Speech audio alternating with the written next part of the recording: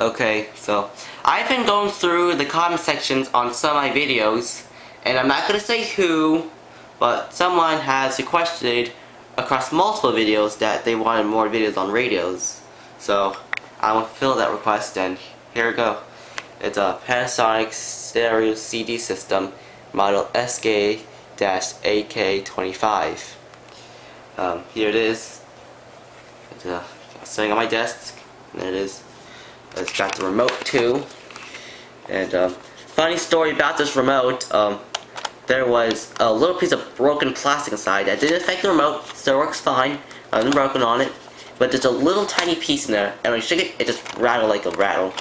And then one day I had to open it up. I took the piece of plastic out, and as you can hear, no more rattles. That's good.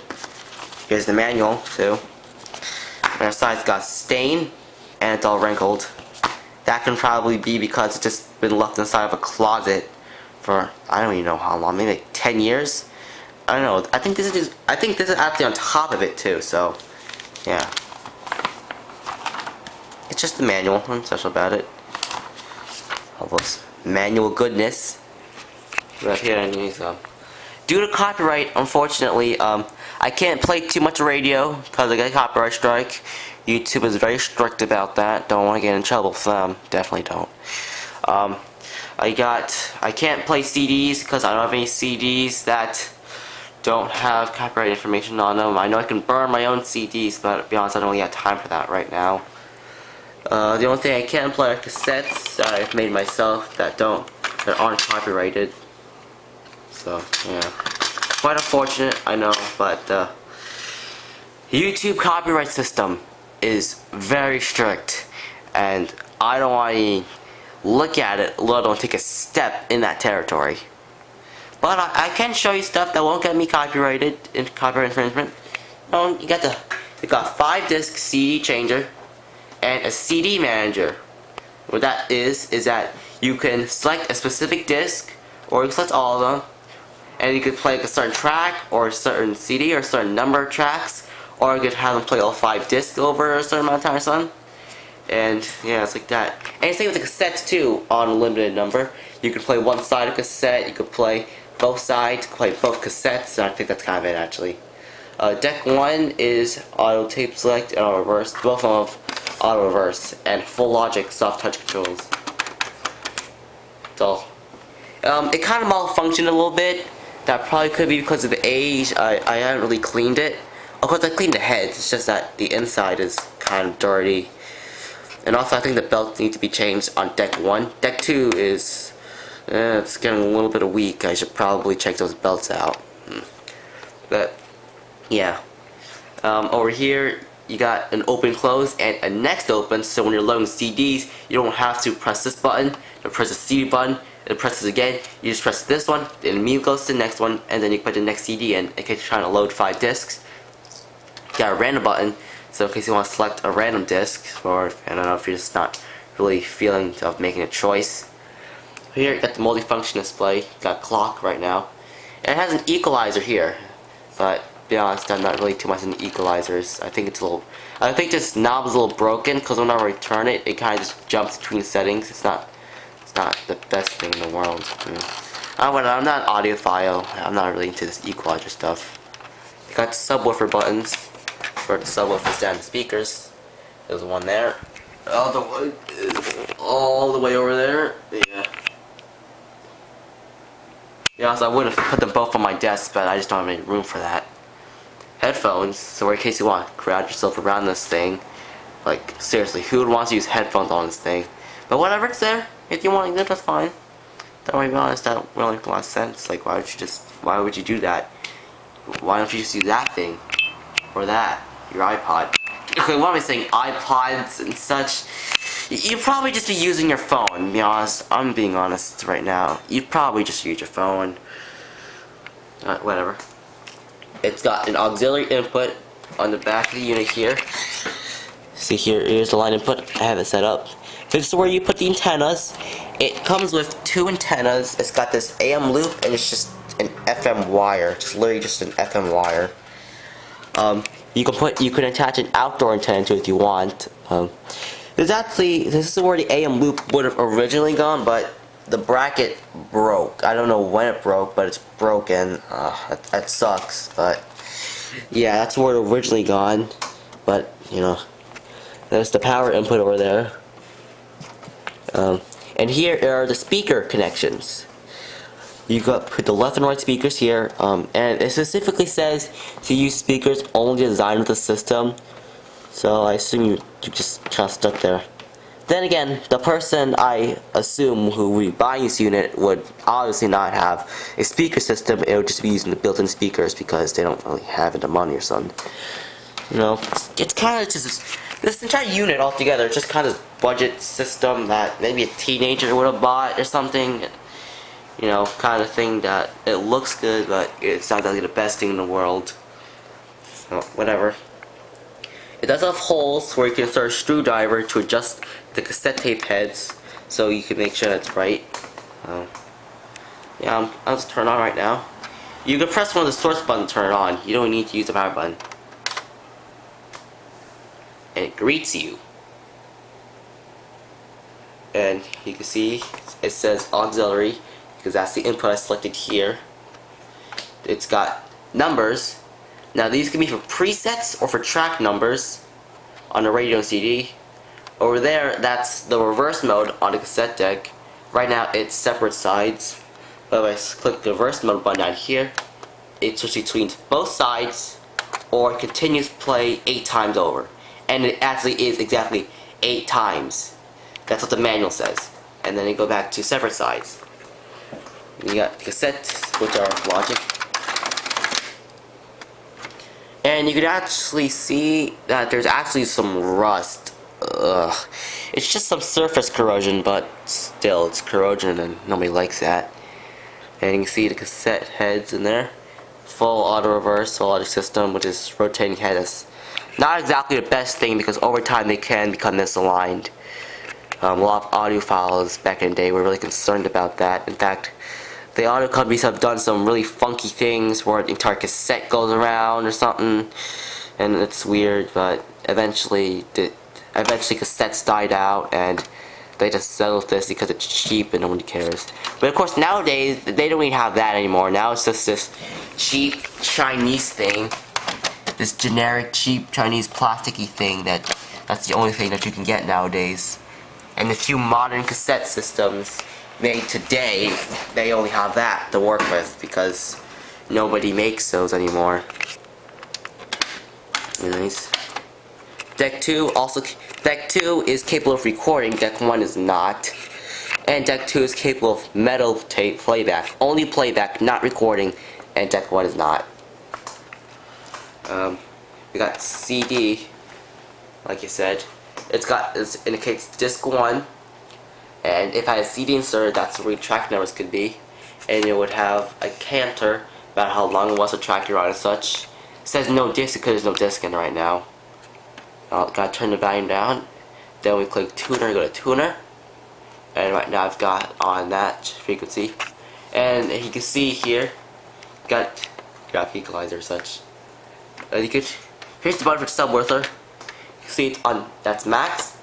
You got off, which is the lights off, and then you got mid. The mid, max, or off. I don't really have it running right now because I'm not really that type of person. You can see the ring here lights up, and you can select the equalizer setting. Got flat, yeah, kind of if I can get moving. It's a little finicky. I think it's just because it's broken or something.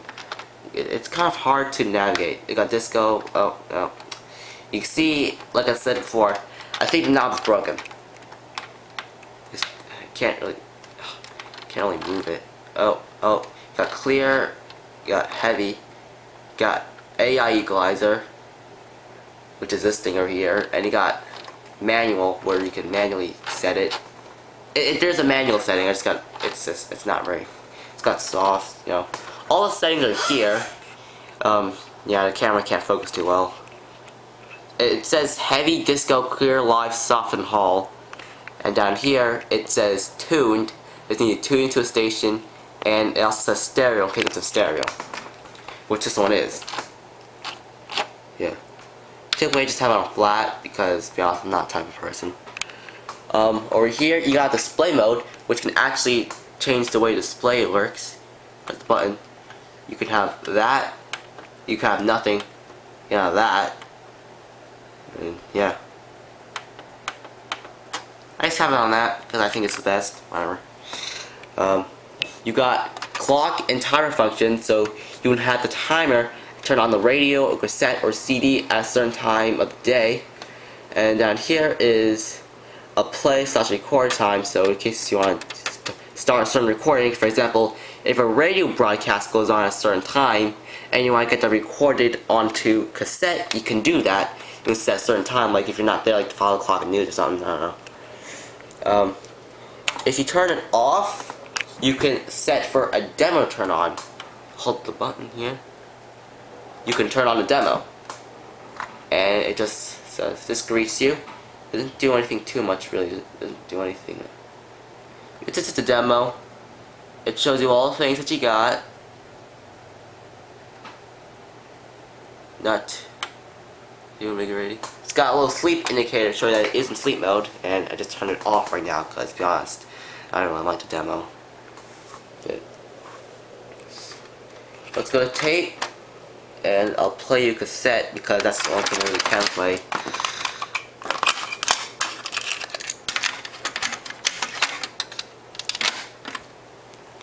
Right, plus play, and yeah, that's the problem there. Big problem there. Okay, so allow me to show you the problem is. I think the cassette deck is malfunctioning. So I can actually fool. First of all, you press the trigger and could fool it into thinking I have a tape started. Hold up. Ah, there you go. See, I just pressed a little trigger there, and it thinks that there's tape inserted. Now I have to press this up here, or else it won't do anything. I gotta press it up, and then you can press play, and you can see that the tape.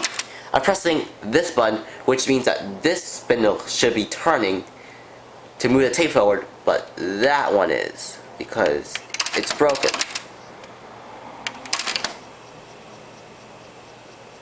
And when that happens, that means that it's going this way, but it cannot because it's the end of the cassette. Sometimes, however, I can get it working properly. It takes a little finicking, but it could get working. Sometimes, you fast forward it, it goes in the right direction, and then you press play. See if it works. Oh, no, not working. If you rewind the tape, that works. However, I think the belt's a little weak because it can't really turn the fastest. Yeah, it's a cassette system. It's about 20 years old now. The belts are going to start deteriorating. But this unit is even older than that in this, and it works perfectly. I've never had a problem with it. The motor, when I took this apart, said 1989, and this thing said 99, so that's 10 years older than this thing, and it's working perfectly fine. But I guess it was in a different environment. You know, this is in a humid closet, like I said, so that could have done a toll in the belts. And it's also been in the basement for a long time too. That could have done another toll in the belts.